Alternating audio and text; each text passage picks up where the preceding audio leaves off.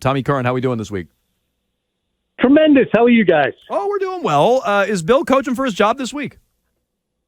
No, unless they lose 48-0. Okay, well, I think you have to have some. I think you have to have something cataclysmic occur. So I think just going into the game and saying you have to win this game or you're fired, that would be a ludicrous proposition by anyone. So when you distill it to, is he coaching for his job this week? Well, tell me what happens during the week, and then we could maybe have a better. Well, let me tell you what's happening. J.C. Jackson isn't making the trip. Jack Jones couldn't make curfew the other day. It seems like things are unraveling a little bit. So it seems to be, I think something cataclysmic is in play, I guess is how I would answer that. Yeah, I just don't think those would rise to the level of firing the greatest coach in NFL history in season. Do you? I mean, I've been there, and so I would do it. I also don't get the fear of them not wanting to do it. I think it'd be I've said this for a few weeks now. I think it'd be a PR win for them to do it. So I don't get the hesitancy, quite frankly. I think most coaches, if they're 2-8 and there's a bye week built in, I think most coaches get fired. Yeah, I don't think he's most coaches, and I think you know that. He's coaching like he's most coaches these days, and I think deferring to his history and his accomplishments, I think is not the right way to go about it. And if we disagree on that, we disagree. But that's how I feel about it. I think we definitely do, because when he does, if he were to be relieved of his job in season, it's a national news story. It's not just a local thing where you're trying to, okay, we'll curry favor with people in the 6-state region here, and a lot of fans around here won't like it. A lot of casuals will recoil. A lot of people would be up in arms. I think that what the strategy is and should be is find the most dignified way possible to get yourself to a dismount at the end of the season. If nothing changes, if it stays the same, you still have to move on. If it improves, you might have a conversation, but it's still probably more likely than not that you move on. So I'm sorry to get bogged down on this, but wouldn't it be a national news story? I can't imagine you're not being disingenuous. No, but if they move on from him on Black Monday, isn't it a national news story then? So what's the difference? Why wait? Again, you're being disingenuous. You don't understand the difference between an in-season firing and 7 more games with a bunch of people who are so entrenched with the Bill Belichick philosophy tree, DNA, literally, that they have, that wouldn't be a bigger problem than just riding it out. The fact that you want to be able to honor the 23 years of time spent with the guy and have one of those ceremonies where he gets a red jacket and be welcome at Canton and not have it be an utter and complete sideshow. You don't grasp that? I'm just telling you. You said it'd be a big story. It would be a big story whenever they do it. I'd rip the Band-Aid off now. I get tipping my cap to his career. I fully understand that and honoring that. I just feel like you've said this. They're aware of how they come across. They're a borderline laughingstock right now the way they're playing. And I wouldn't want to keep doing that if I were them. Is Bill going to come traipsing back in 5 years, waving to the crowd to get his red jacket? You just want it to be as dignified as possible. And an in-season firing would not make that very possible at all. And I think, it's going to be a national news story on January 8th if it comes to pass then. But this would be a bomb detonated in the middle of the season that would override everything else that is going on in the NFL for 2 weeks. Whereas January 8th, people say, I can see that coming. There's a lack of dignity and a level of humiliation that would accompany that. And so rip the Band-Aid off. It's not.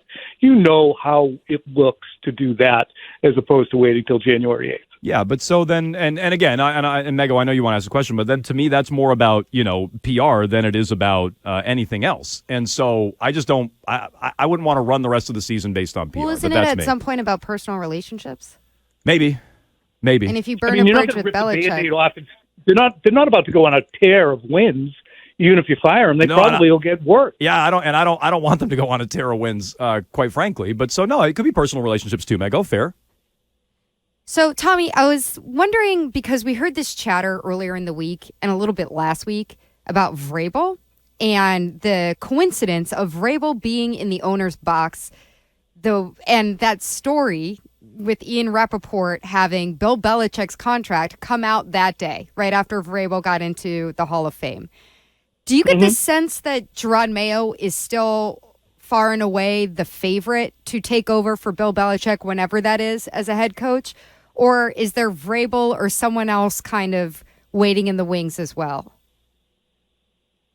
As far as I know, my understanding is that Jerod Meyo is the heir apparent. It's the only person I've heard the owner speak about publicly as somebody that he would, like to have with the organization for a long time.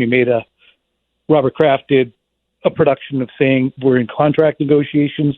At the owners' meetings, he talked about how long he wants him to be here. Jerod wants to be a head coach. So there's not a lot of dot connecting that has to go on with Jerod Meyo. There's more with Mike Vrabel, who is coaching another team who hasn't had the greatest success coming in. I mean, I just see Mayo as being the most likely thing, and I think that sometimes we're into time-killing mode as well with, what about Vrabel? And the next thing you know, we have a news story on it. But I would say this relative to Jerod, and it was what you guys were talking about coming in, the worse it gets, the more the stink gets on everyone. The more the stink gets on the entire operation.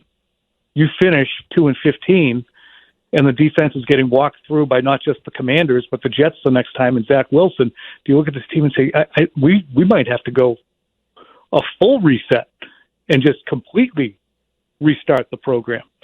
So enters into it the more this season circles the drain. So if Bill would like to have a tradition of the Patriots continuing kind of in his, I guess, image to a degree, they need to get out of it, or I think it's going to be a full reset. I shouldn't say I think it would be, because I know that could pop up on social media. Curran says full reset. Yeah. Say it. But, the way it's going, I think all bets are off if it continues this way. It's going to become more unpredictable as to what the Kraft family might want to do next. Well, if they're concerned then about losing relevance, they're concerned about losing fans, what else could they do? I mean, it sort of seems like there's only really one move left here unless you want to just ride it out to a potential 2-15 finish here. And I can't imagine that they do. What else could they do, meaning what? What other moves do the Crafts have here to sort of avoid that? Well, not Mayo related, but anything. I mean, is there some move? Is there some kind of play that they have? If it's not firing Bill, is there anything else? No, I think you're clinging to a board after the, in the middle of the ocean, just hoping you wash ashore on that island that you see in the distance that says end of season. Curran, what can you do? I mean, Christian, it's a good question, but honestly, I mean, that's what we puzzle on too. What can you do? You don't have the personnel. Guys are starting to go rogue. More guys may go rogue. Guys are going to start to look at their own situation. Take a guy like Hunter Henry. It's in the last year of his contract. I'm sure the Patriots would love to build around him, or at least keep him back, not build around, but have him back. What about a Trent Brown? Where's his head at? Is he in an expiring contract? Or Ezekiel Elliott? Or Ramondre Stevenson, who'd be entering the last year of his deal next year? Or Mack? How invested are these guys in the future of the Patriots? How do you reinvigorate their interest in staying here for 2024 when so many of their key players, Doug or Onwenu, are short-termers? And who's going to want to line up as a free agent to come in here? I don't have any of the answers to those things, Christian. No one does. So I know that you're not asking that. I just don't know what you do to right the ship and create any kind of an optimism before the end of the year, short of saying we're changing the whole system. Tom, we're not in the locker room like you are, so maybe you can shed some light on this. We don't think they'll be smoking cigars and popping champagne like the Raiders were. But if something were to happen like that with Bill, what percentage of the locker room do you think might feel some sense of relief?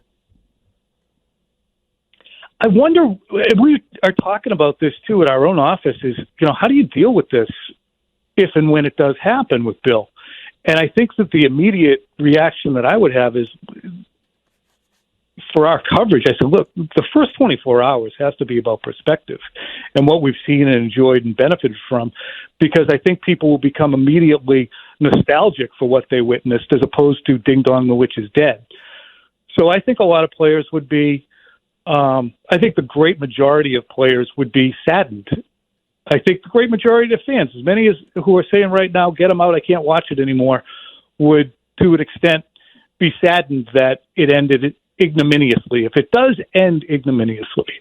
And again, I think it's more likely than not. And with each passing week, I've become stronger in that belief. But I think a lot of people here, and should, kind of feel bad about it. I would have loved to have seen Bill Belichick leave on his own terms if the other thing happens. Yeah, Mego, I know you're with me. Oh, Mego is with you. On, I just don't. I don't think it's like. Definitely not. I don't think it's Jones like loves the ripping. chaos. Like you call it, like it's ripping off a bandage. It's like an amputation. Is more what it's like. Like Yeah. it's gonna be a way bigger deal than that. Yeah. Sometimes you need a body part cut off. Like sometimes that's what you need to survive. That is what you need. Tommy Curran joins us each and every week here on WEEI. We appreciate it, Tom. We'll watch you on NBC Sports Boston. Quick slants on with Arcand on Sunday, getting ready for the. Well, actually, what are you guys doing on Sunday with the Patriots playing early? We're getting up at 7:30. Bright and we're and on early. the air. Oh yeah. Wow. Early Right morning. out of the gate. Okay. Well, tune in. And, Ask Crackathon, hey, my friend. I got Bill Polian on the Patriots Talk podcast. It'll come out in a little while. He was very good. He was very good. Isn't that Patriots Talk podcast? Isn't that how he would say it?